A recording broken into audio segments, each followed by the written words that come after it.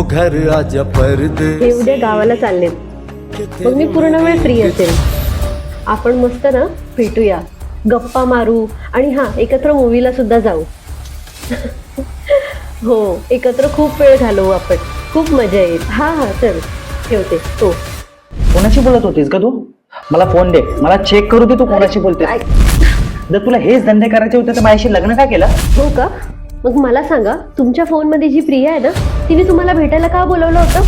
अरे तू काय बोलतेस? आमची मीटिंग होती. अच्छा, मग तुम्ही तिला मोबाईल का घेऊन दिला होता?